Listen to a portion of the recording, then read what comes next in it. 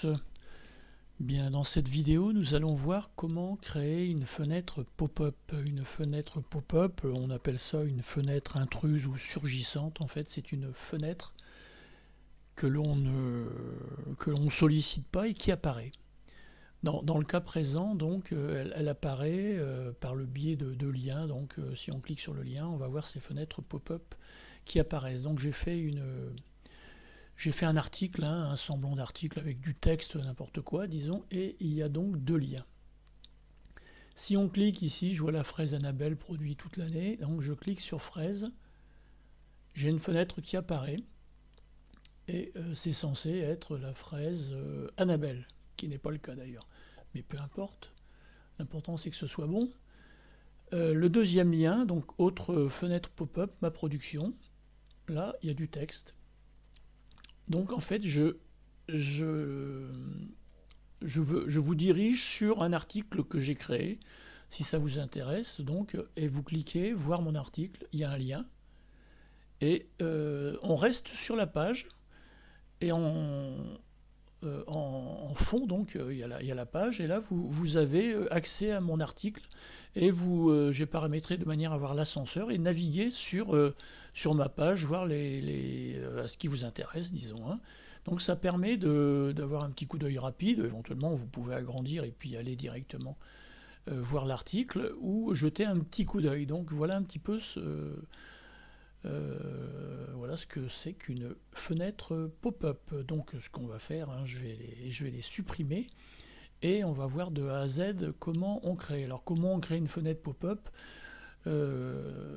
Moi j'ai trouvé donc un générateur de pop-up, hein, mes connaissances ne sont pas suffisamment pointues pour pouvoir gérer ce genre de choses. Donc on entre les éléments que l'on... Donc en l'occurrence il y a une adresse URL. Là, dans le premier cas, il y a une image, donc l'adresse URL de l'image. Dans le deuxième cas, il y a l'adresse URL de la page où il y a un petit peu de texte et le lien. On avait une page en HTML, donc on entre ça là, on entre les dimensions et on crée un code. On crée un code et que l'on va insérer dans son article. Donc voilà un petit peu comment on opère. Alors, je vous laisse 2 petites secondes, je vais supprimer ça et je reviens.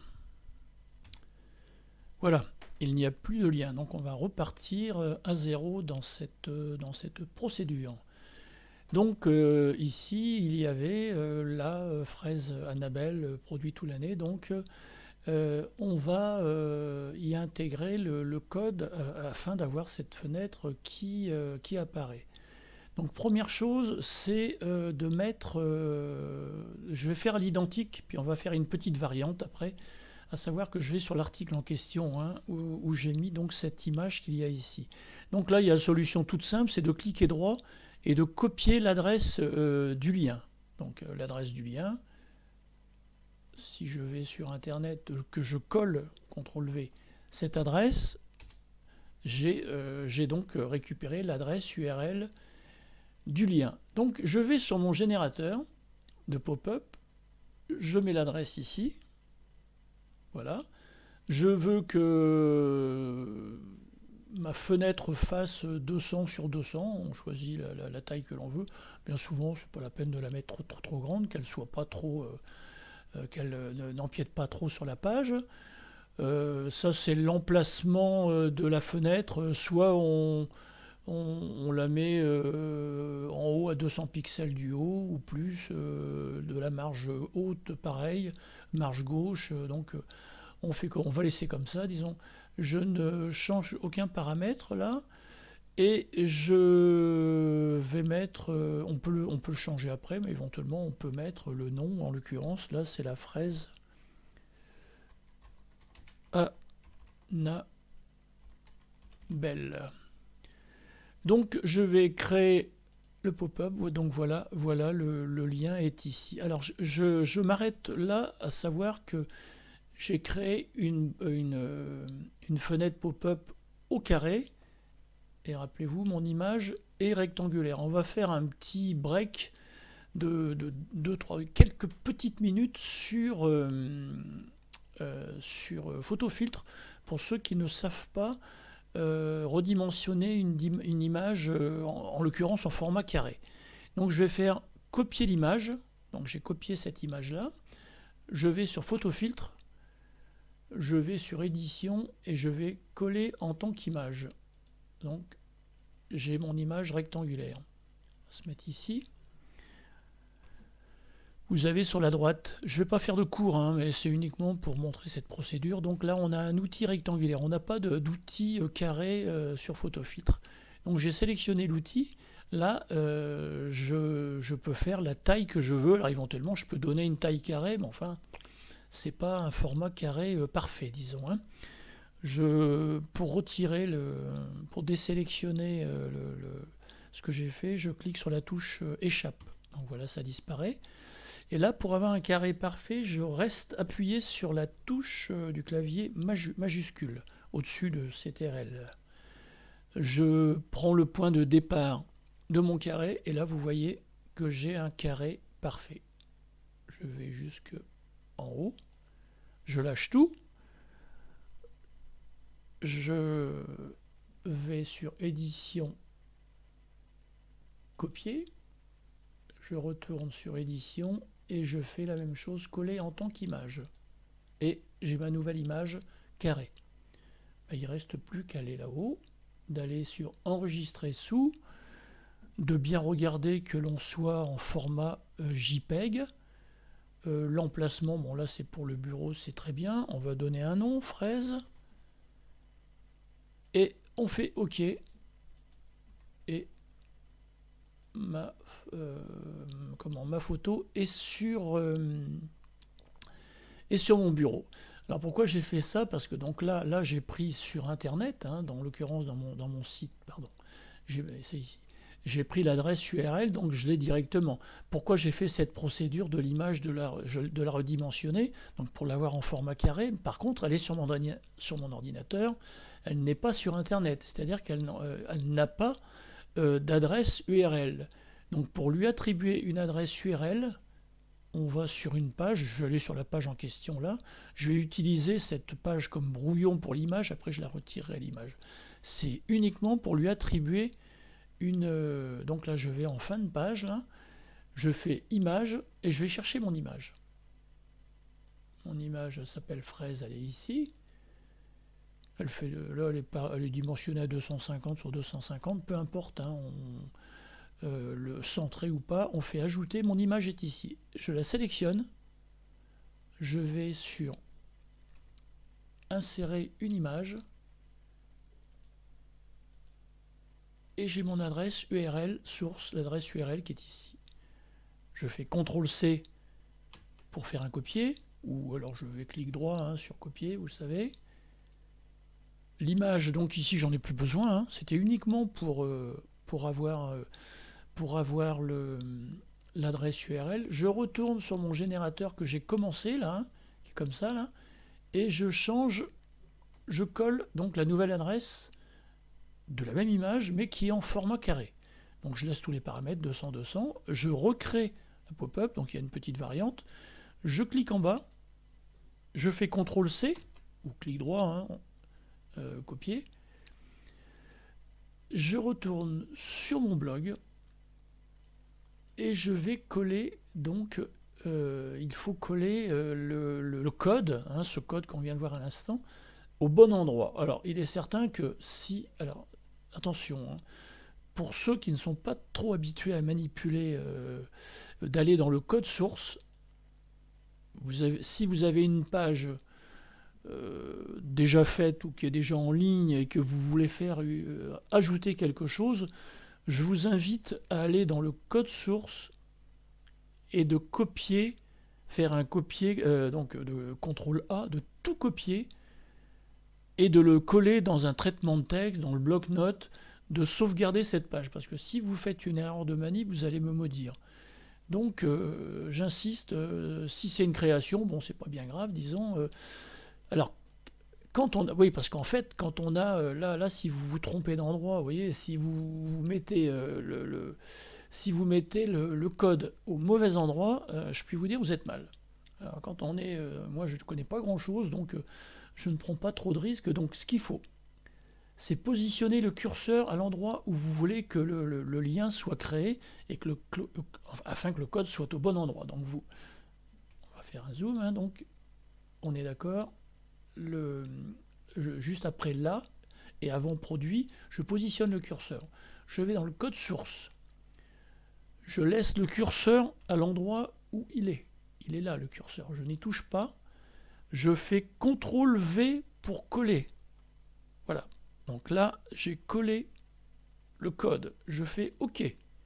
Donc là, ça sent bon parce que ça sent bon la fraise peut-être, mais ça sent bon parce que le lien, il est apparent. Alors, je fais enregistrer sans publier. Je vais ici, je clique. C'est pas beau ça? C'est incroyable, hein? Donc la fenêtre, elle est bien ici. Donc j'insiste un peu sur la méthode de préserver éventuellement votre page si elle est un petit peu compliquée, si vous avez pas mal de temps, parce que si vous faites un ratage, c'est un petit peu ennuyeux à rattraper. On va maintenant donc parler de la deuxième fenêtre qui est pas compliquée mais qui demande un petit peu plus de travail. Donc il faut créer une page de texte. Donc on va aller sur un traitement de texte. Si vous n'avez pas, moi je travaille sur un vieux logiciel front de page pour éventuellement des sites, mais enfin le mieux c'est de prendre Word si vous l'avez. Donc vous allez mettre votre texte, je fais n'importe quoi, hein, donc et puis alors qu'est-ce que je fais, hein, vous voulez où je suis là, oh là là, ça va pas du tout, hein. Voilà, j'aurais mieux fait de faire un texte normal.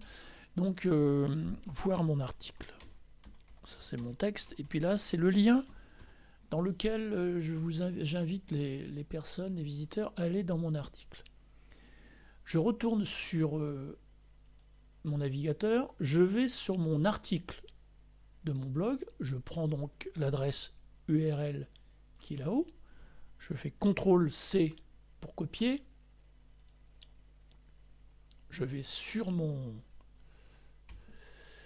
ma page Word, je sélectionne le texte pour lequel je veux un lien, insertion. Alors j'ai la nouvelle version de Word et je suis un peu paumé là. Alors donc insertion, là c'est lien hypertexte. Donc je clique ici et dans la fenêtre en bas, je colle CTRL V l'adresse URL. Je fais OK. Vous voyez que le lien est affiché. Je vais enregistrer ma page, enregistrer sous. On va mettre document Word parce que j'ai pas le document. Donc voilà, on est sur la page pour enregistrer, mais là on est par défaut sur un document doc, hein, c'est les documents en traitement de texte, pardon. Donc là on va modifier le type et il nous faut le type, c'est pas ici, c'est ici, le type HTML. Je l'ai ici, c'est même pas HTML, où est-ce que c'est? C'est décidément, il est où? Le voilà, HTML, page web. Voilà, donc vous voyez, on a page web, je donne le nom, on va dire fraise, on fait enregistrer, il est toujours, non, il est dans mes documents, je vais le mettre sur le bureau aussi, et on fait enregistrer. Remplacer le document existant, oui c'est vrai que je l'avais déjà créé en essai avant de faire cette vidéo. Donc mon article y est créé avec le lien, je ferme ma fenêtre, je n'en ai plus besoin. Je vais sur mon blog. Alors là par contre ce n'est pas une image, c'est un fichier texte, un fichier HTML. Donc on va fermer cette fenêtre pour éviter qu'il y en ait de trop. Là on va aller dans un endroit où on voit très peu, à savoir dans contenu, dans gérer les fichiers. C'est un endroit où vous avez le stockage maximum est de 10 mégas dans le cas d'une formule d'un blog gratuit. Bon, ceux qui ont la formule premium, ils ont un petit peu plus de place dans cet endroit, donc là il ne faut pas trop en abuser. Alors là, faut savoir que des fichiers comme celui que l'on va mettre, là ça ne prend rien du tout, je peux vous dire, vous pouvez en mettre beaucoup. Donc je vais chercher mon fichier HTML qui est ici sur mon ordinateur. Je fais ouvrir et mon fichier est atterri ici. Je vais prendre l'adresse URL qui est ici. Je fais CTRL-C pour le copier. Je sors d'ici. Je retourne sur le générateur. Alors là, c'est donc un petit peu la même chose que précédemment. J'efface l'opération précédente. Je colle l'adresse HTML de mon fichier texte. On va laisser la même dimension. Par contre, là, je vais faire une petite variante puisque s'il faut naviguer sur mon article dans une fenêtre de 20-20, de 200-200, c'est un petit peu limité comme place. Donc, on va mettre pop-up redimensionnable, oui. Et puis, on va mettre la barre de défilement, oui également. On va mettre ma production. Oui, j'en suis fier de ma production de fraises. Tant qu'à faire, autant le mettre. C'est bon. Donc, je fais créer le pop-up. J'ai mon texte. Je le sélectionne pour qu'il soit en bleu. Je fais CTRL-C pour le copier. Je vais ici. Pardon, je vais peut-être faire éditer. Ça sera mieux quand même. Voilà. Je vais tout en bas. Alors parfois on a des petites surprises. Moi ce que je fais pour être juste au-dessous de la ligne précédente, par exemple je retire le petit point là et je vais à la ligne et là je laisse mon curseur à cet endroit de manière à coller mon code ici. Je vais sur code cop. Je laisse mon curseur où il est, je fais CTRL V, je fais OK, mon lien est là donc ça sent bon. Je vais ici et ma production et j'ai mon article qui est ici. Je clique sur mon article, bien sûr qui est en tout petit format, et là en agrandissant je peux naviguer, je peux l'agrandir, je peux faire comme je vous l'avais montré dans l'exemple tout au début. Donc voilà un petit peu les deux fenêtres pop-up que j'ai créées. Avant de terminer, on sélectionne, souvent la fenêtre elle s'ouvre, c'est pas grave, donc je la ferme, je laisse sélectionner, donc fraise Annabelle, je clique ici, et je peux mettre un titre ou un texte ou ce que l'on veut, hein, fraise Annabelle. On peut copier un texte très long éventuellement, disons. Hein. On va aller ici, ma production, je ferme la fenêtre, je vais ici et je vais marquer voir mon article. Je fais enregistrer, je sors de là. Donc ce que j'ai mis en plus, c'est que si je pose le curseur ici, il y a le nom fraise Annabelle qui apparaît, c'est ce que je viens de mettre à l'instant. Si je pose le curseur ici, il y a voir mon article. Donc on clique et puis vous avez deux fois voir mon article. Donc voilà un petit peu, c'est un petit plus au niveau des explications. Ceux qui n'utilisent pas dans le lien, le titre, ce que l'on peut faire avec, disons. Hein. Écoutez, j'espère que ça vous aura plu. En tout cas, moi j'aime bien. Donc je vais vous dire à la prochaine vidéo. Allez, au revoir.